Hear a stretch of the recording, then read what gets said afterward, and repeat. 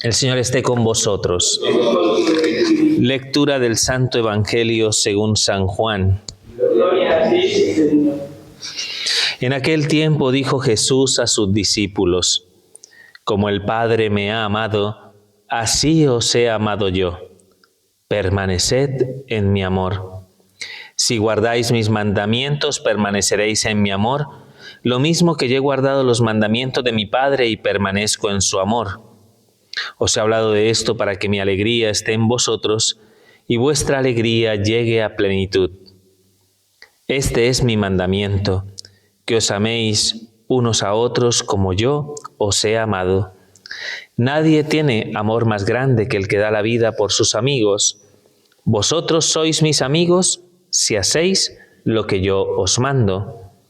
Ya no os llamo siervos porque el siervo no sabe lo que hace su señor. A vosotros os llamo amigos, porque todo lo que he oído a mi Padre os lo he dado a conocer. No sois vosotros los que me habéis elegido, soy yo quien os he elegido y os he destinado para que vayáis y deis fruto, y vuestro fruto permanezca, de modo que lo que pidáis al Padre en mi nombre os lo dé. Esto os mando, que os améis unos a otros. Palabra del Señor. Bueno, buenas tardes. Bueno, vamos a romper un poco la estructura, ¿no?, de reflexión y de meditación de la palabra de Dios que llevamos a lo largo de esta semana, pues con la lectura continuada del libro de los Hechos de los Apóstoles, para centrarnos en la celebración del día de hoy, que es festiva, la fiesta de San Matías. Ya sabéis, bueno, lo que hemos escuchado, ¿no?, a través de la lectura del libro de los Hechos, pero ya al principio, ¿no?, estamos como en Hechos 1, ¿no?, cuando se toma la decisión de reemplazar a Judas el traidor por la figura de Matías y de esa manera completar el número de los 12 apóstoles del Cordero conforme a esa tradición de Israel a través de la constitución del pueblo de Dios con las 12 tribus de la antigua alianza, ¿no? El Señor, en continuidad con esa imagen, utiliza el mismo número, 12, para hacer referencia a las columnas y fundamentos en las que se sostiene la constitución del nuevo pueblo de Dios, ¿no?, que es la Iglesia, ¿no? ¿De acuerdo? Entonces tiene ese valor pedagógico y significativo. Por eso ellos tienen la necesidad de poner el número 12, ¿de acuerdo?, para que se tenga claro, pues evidentemente que existe esa especie de continuidad, sobre todo comprensiva, ¿no?, para saber entender que ese misterio al que llamamos nosotros Iglesia, ¿no?, ¿de acuerdo?, pues abarcaba, ¿no?, fundamentalmente un horizonte mucho más amplio que como lo entendían los judíos de cara, ¿no?, a la recepción de los bienes de la salvación. ¿De acuerdo? Muy bien. Entonces, de la reflexión de Pedro, del discurso que realiza, ¿no?, con estos casi 120 discípulos de Cristo, ¿no?, cuando se toma esta decisión, pues en primer lugar vamos a rescatar varias cosas que son importantes. La primera de ellas, ¿no?, si os dais cuenta, ¿no?, el discurso de Pedro no es reivindicativo en el sentido de atacar a Judas por ser un traidor, ¿no? Si os dais cuenta, en el discurso Pedro dice, ¿no?, y manifiesta que según el conocimiento que tienen de las Sagradas Escrituras, que no le ha venido a él de su propia formación, sino le ha venido del Espíritu Santo, pues tenía que cumplirse, ¿no?, lo que decía la Escritura. Y eso se cumplió en la persona de Judas, ¿no?, que desafortunadamente, pues como consecuencia no de su pecado, sino de su desesperanza, que tendríamos que decirlo de esta forma, el pecado no es lo que condena a Judas en sí, el haber vendido al Señor, ¿de acuerdo? Aunque es un hecho, pues evidentemente, ¿no?, considerándolo a la luz de la pasión de Cristo, pues es un hecho, pues, aborrecible, ¿no?, en sí. Pero no es un pecado, ¿no?, aunque es un pecado grande, no es un pecado que podemos decir que sea distinto del pecado de la negación de Pedro o el pecado, ¿no?, de aquellos que dejaron solo al Maestro, ¿no? ¿De acuerdo? Solo el cómo se gestiona en algún determinado momento esa conciencia de tu pecado y cómo la desesperación te puede llevar en algún momento a cometer el error que cometió Judas, ¿no?, que no fue el no acoger la misericordia del Señor, ¿no? ¿De acuerdo? Cosa que en el fondo, ¿no?, podría de algún modo suscitar en cada uno de nosotros no tanto indignación, sino más bien como compasión, un poco, ¿de acuerdo? Un poco de compasión.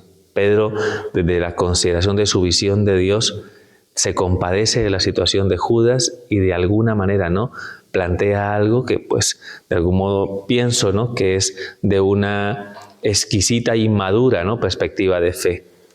Tenía que cumplirse y se ha cumplido en él, como pudo haberse cumplido en cualquiera de nosotros, ¿no? Para que estuviera, ¿no?, para que de algún modo se manifestara el proyecto de Dios para con su siervo Jesús, ¿no? Para que de alguna manera fuera precisamente, ¿no?, la pasión, el sufrimiento, el dolor, la muerte, lo que llevara de alguna manera a comprender el alcance, ¿no?, de la obra de la redención. No obstante, y aunque la palabra en algún momento dice que su morada no sea ocupada, y parecen dos frases totalmente contradictorias, no sé si las habéis escuchado, y que su puesto lo ocupe otro, ¿no? Es como plantear, ¿no?, de alguna manera, ¿no?, la situación de Judas, de alguna manera, no puede perpetuarse dentro de la consideración de esa estructura. Por tanto, es necesario que la ocupe otro en su lugar, tal como lo manifiestan, ¿no?, las Sagradas Escrituras. Así que vamos a pedir al Espíritu Santo que interceda por nosotros y que nos ayude a escoger a la persona adecuada para llevar a cabo el cumplimiento de esa tarea. Y tenían dos opciones, ¿no? Hace poco teníamos 136. ¿De acuerdo? O sea, que lo tuvo más fácil, lo tenía más fácil, ¿no?, Pedro y el Colegio Apostólico, a como lo tuvieron los cardenales hace poco en la elección del Papa. ¿De acuerdo? Pues muy bien. Y aquí pasa lo mismo, es otra reflexión que quisiera hacer. Pasa lo mismo, ¿no?, que en algún determinado momento, ¿no?, acontece también, ¿no?, en una situación como el cónclave, lejos evidentemente de todas las especulaciones, el morbo, todo lo que se transmite a través de los medios de comunicación que no tienen nada que ver con lo que es esta realidad, ¿no?, que hay que verla siempre de una perspectiva de fe, ¿de acuerdo? Tenían dos opciones, ¿de acuerdo? El papabile, ¿quién era? José, Barsabá, el justo, vamos, y Matías.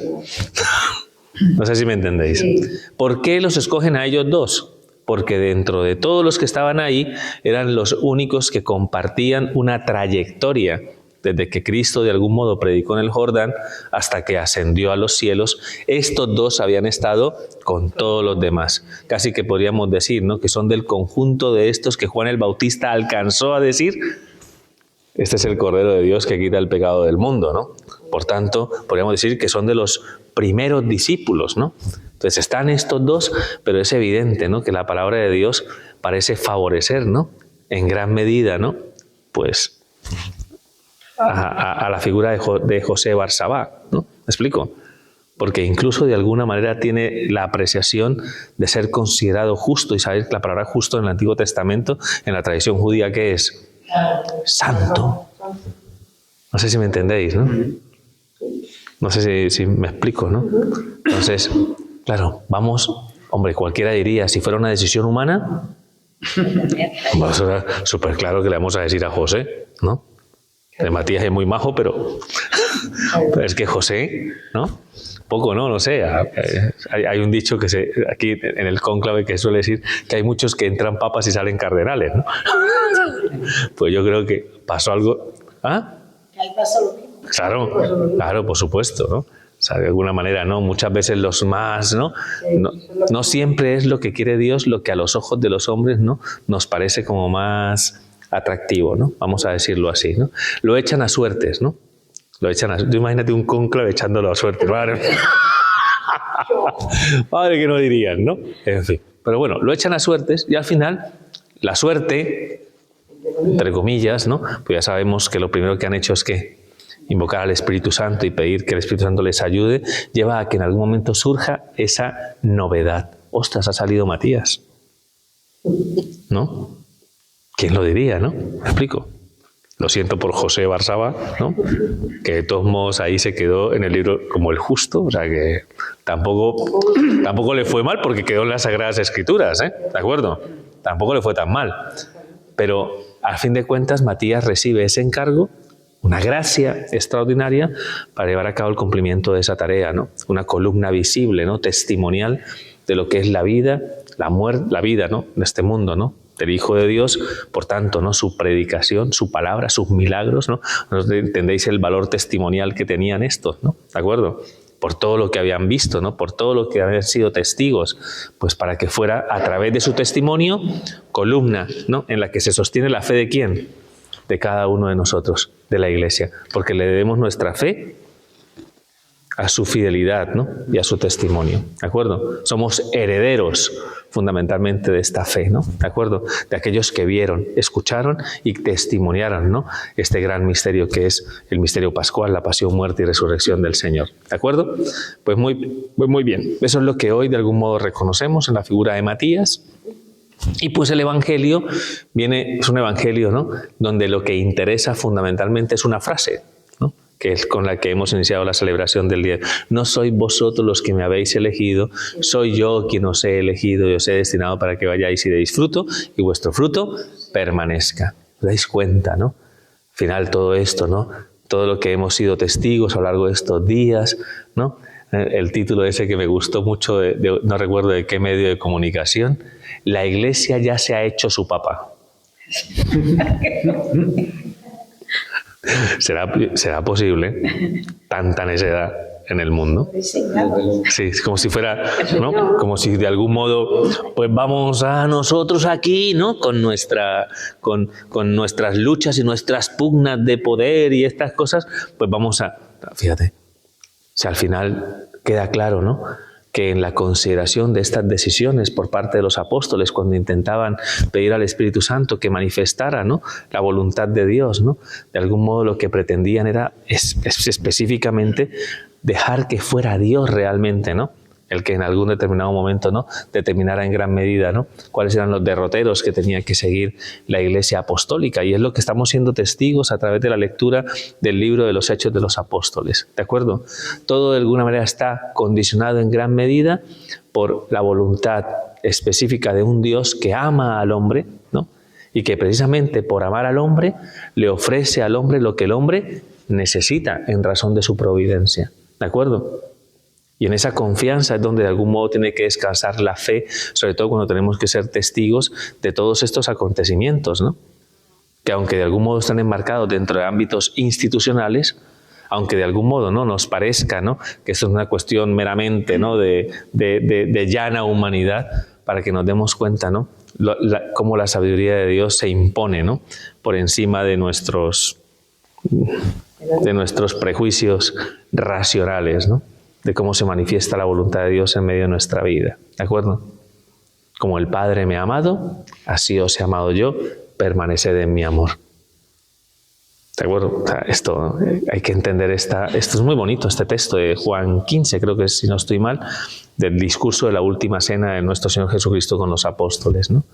Esto que dice en el mundo, ¿no? Pues nadie tiene amor más grande que quien da la vida por sus amigos, ¿no? Vosotros sois mis amigos porque hacéis lo que yo os mando, porque evidentemente, ¿no? El cumplimiento, si cumplís mis mandamientos, permaneceréis en mi amor. Lo mismo que yo he cumplido, ¿no? Con lo que el Padre me ha pedido y permanezco en su amor. Yo os he hablado de esto para que mi alegría esté en vosotros y vuestra alegría llegue a plenitud. Por tanto, ¿cuál es la garantía de que alcancemos todos y cada uno de nosotros plenitud en la búsqueda de la alegría y el gozo interior del corazón y de la paz? Dejar que Dios decida, que se manifieste la voluntad de Dios en nuestra vida, conforme a la naturaleza de su amor, porque su amor siempre quiere nuestro bien, siempre. Siempre. Ya nos llamo siervos, porque el siervo no sabe lo que hace su Señor. A vosotros os llamo amigos, ¿por qué? Porque todo lo que de alguna manera me ha transmitido mi Padre es lo que yo os he dado a conocer. ¿Y qué es lo que nos ha dado a conocer? La grandeza de ese mandamiento al final, que nos amemos los unos a los otros como el Señor nos ha amado. Y ese amor se convierte para todos nosotros, evidentemente, en una medida de disposición, de acogida, de algún modo, a la voluntad de un Dios que ama y quiere que desarrollemos nuestra capacidad de amar. ¿De acuerdo? Sí. Entonces, en eso deriva fundamentalmente la naturaleza de la elección, cuando el Señor nos escoge. Aquí todos somos escogidos, ¿eh? Cuando hablamos de elección y hablamos de Matías, no hablamos de los curas solamente, ¿de acuerdo? Hablamos de la vocación cristiana en sí misma, ¿de acuerdo? Lo que cada uno de nosotros de algún modo asume al haber acogido esta noticia y haberla de alguna manera, ¿no? Como habernos adherido, ¿no? Porque así ha pasado, ¿no? Sí. Digo yo. No sé. O alguien estaba, ¿no?, algún día tomándose, qué sé, no sé, ¿qué es lo que toman aquí los jóvenes normalmente? Un cubata, gracias. Estás tomándote un cubata y de repente dijiste, hombre, es que lo mejor que me puede pasar en la vida es ser cristiano, porque es lo que de alguna manera pega más con mi situación de vida. Es lo que más ventajas me va a dar, ¿Es una decisión? ¿Es una decisión nuestra en sí misma? No. ¿Qué va? Es una gracia que evidentemente mueve nuestra voluntad, mueve nuestro entendimiento, mueve nuestro corazón, pero es algo que depende fundamentalmente de la elección de Dios. ¿De acuerdo? Y por tanto, si proviene de una gracia y de un don de Dios, ¿quién es el que sabe cómo se desarrolla, cómo se planifica, cómo de algún modo alcanza y da todo su fruto? Claro. Anda que no hemos tenido suerte nosotros por estar aquí. Ya, pues eso es el punto, ¿no? Es decir, claro, que queremos tener confianza, paz, pues hay que tener abandono, ¿no? En cuanto a cómo de algún modo se desarrolla el cumplimiento de la voluntad de Dios en nuestra vida, ¿no? Conforme a la elección, que es su elección, ¿no? Entonces, si de algún modo le permitimos al Señor esa garantía, partiendo del hecho de que nos ama, no sé si me entendéis, partiendo de ese hecho, no sé, comenté una vez no, voy a decir una cosa, pero no es de nadie de aquí, ni siquiera, no unáis, no hilemos cosas, luego yo me meto en problemas, ¿no? Claro, no. En una situación, hace unos cuantos años atrás, una decisión de la Iglesia afectó a un amigo mío, ¿no? Pero, además, digo, posición de Valencia, o sea, así que ya nos quita. Entonces no es este, no es este y no es este. Pues mira, nadie lo conoce, de hecho, ¿no? Nadie lo conoce. Entonces eso causó, pues evidentemente, un enorme sufrimiento en su corazón, ¿de acuerdo? Entonces recuerdo que meditando acerca de este tema, ¿no?, pues hablando, ¿no?, entre varios amigos, estábamos estudiando juntos en ese momento, ¿no?, haciendo los estudios en Juan Pablo II, y recuerdo, ¿no?, que un sacerdote, no yo, otro sacerdote, le dijo a él, es que si el Señor es la garantía de tu elección, el Señor sabe por qué, de algún modo, ¿no?, estás viviendo la situación que estás viviendo. ¿Me explico? Permítele al Señor actuar en tu vida, aunque en este momento no lo entiendas. Y la verdad es que cuando ves el desarrollo de los acontecimientos, ¿no?, y al final ves la historia como la ve Dios, ¿sabes cómo Dios ve la historia, ¿no? La ve en amplitud. Entonces sabe perfectamente, ¿no?, en esa amplitud, de qué manera va a producir mejor fruto tu corazón. Yo no me volví a verle, pero me lo encontré en Medjugorje. En una ocasión, fíjate, ¿no?, en una ocasión, un festival de estos de verano, de jóvenes y tal, pues lo encontré en Medjugorje. ¡Hombre, padre! Tal. ¿Qué tal estás? Feliz. Y se le veía realmente feliz. Y dije, bueno, ¿y qué pasó con todo este tema y tal? Bueno, me empezó a contar, ¿no?, cómo de alguna manera, ¿no?, pues diversos acontecimientos le llevaron precisamente a aquello que él pensaba, ¿no?, que en algún momento era un mal para su corazón, como esa circunstancia en algún momento Dios la revirtió en una enorme bendición para su vida. Pero eso lo podemos decir con tiempo. Solo la confianza en la manifestación del amor de Dios puede hacer posible, ¿no?, que de alguna manera la elección en sí misma alcance en nosotros de algún modo la maduración de lo que Dios espera, porque es Él que nos ha elegido, es Él. Por tanto, de algún modo, ¿no?, pues tenemos que tener esa firme confianza en la realización de su proyecto de salvación en nuestra vida, ¿de acuerdo? Así que mucho ánimo. Y yo imagino que cuando Matías le dijeron, ¿eres tú? ¿Eh? Y habría un salón de lágrimas. ¿Por qué a mí no, José? Te toca. Y es verdad que, y yo os digo una cosa, y esto también lo asevero, ¿se dice? Sí, luego, de todo. Cuidado porque la Real Academia Española me persigue luego. No, lo asevero. Yo he sido testigo de cómo, aunque no es lo usual, pero lo digo con el corazón, yo he visto compañeros míos que han codiciado puestos eclesiásticos y tal, Y se han quedado todos. Claro. Porque el Espíritu es sabio, sabio, muy sabio. La Iglesia en ese aspecto, aunque muchas veces nosotros de algún modo la circunscribamos siempre entre la dimensión de lo humano, la Iglesia es muy sabia y sabe de alguna manera el Espíritu Santo poner cada cosa en su lugar. Hacedme caso, confiemos enteramente, ¿no?, en la obra de la gracia, ¿no?, tal como hoy se manifiesta a través de esta fiesta en honor de San Matías Apóstol. ¿Queda claro? Pues muy bien, pues ánimo. No sois vosotros los que me habéis elegido, ya sé, ¿no?